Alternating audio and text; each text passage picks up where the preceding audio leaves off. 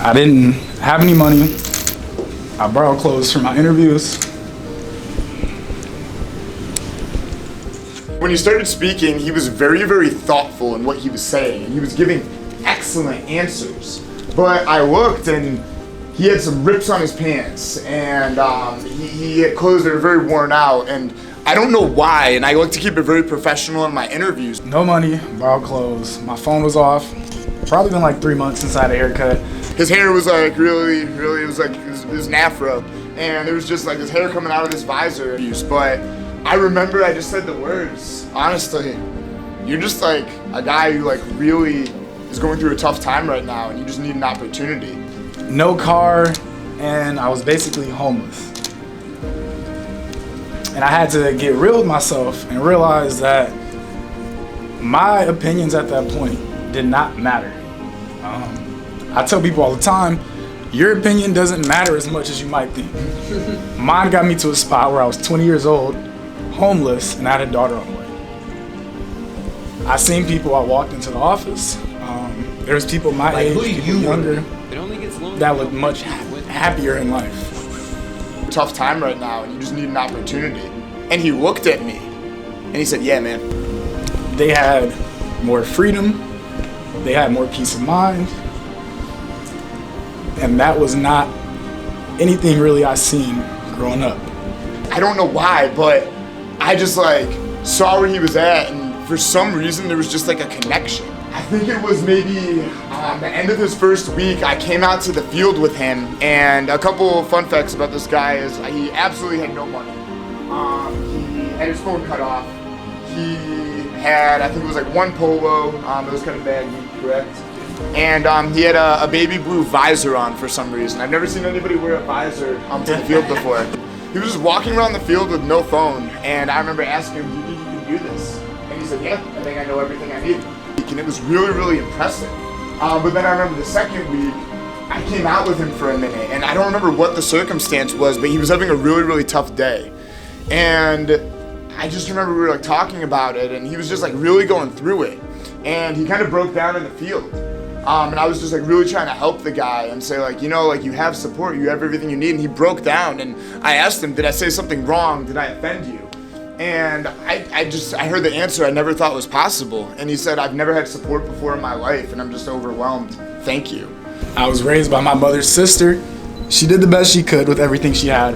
I'll applaud her for everything that she did. She worked 2 jobs at times. I've seen her go from that to being her, and that we have to do everything off one check.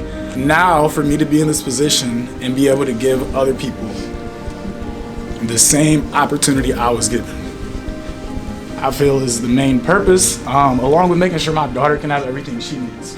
So this guy, he really just started setting goals, working. He was the first person in the office every single day. He had no car, he had no phone, he had no money, but he did everything in his power, you know, having all odds against him to set himself up where he was a leader in the office. He was so genuine, he was so pure in his heart, he knew what he wanted.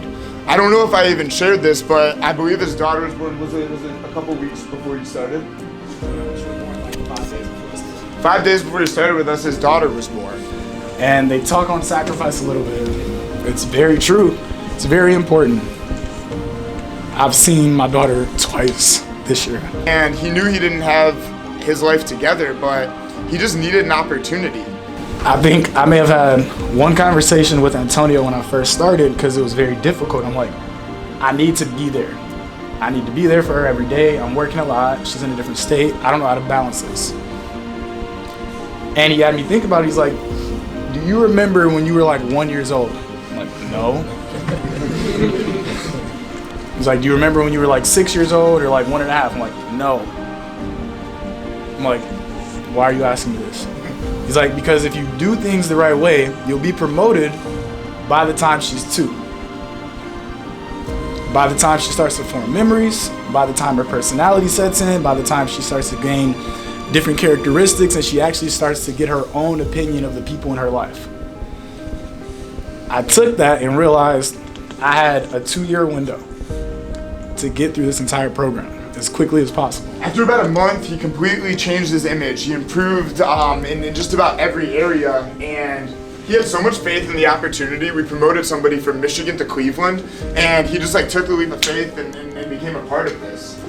The security for me was going and seeing her and having her still remember who I was. Because my fear was that she wouldn't recognize me, or that she would have this altered opinion or this altered view of me. He went through the trials, he went through the tribulations, and I think about maybe 6 to 8 months in, he had a call with me and he said, "Hey, I have a question. Have you ever thought about not doing this before?"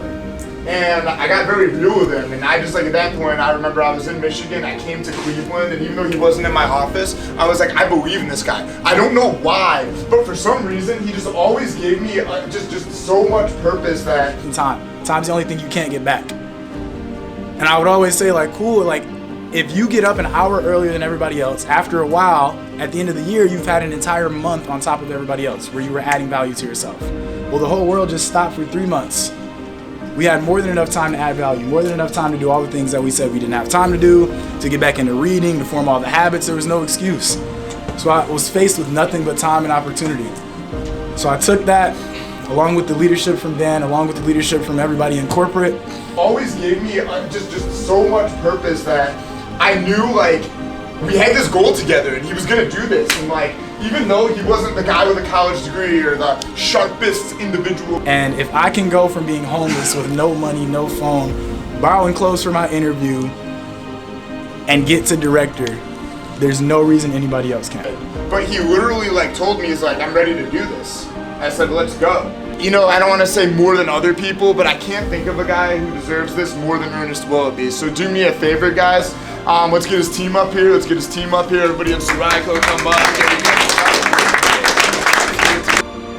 I'd like to be honored to officially promote Earnest Willoughby.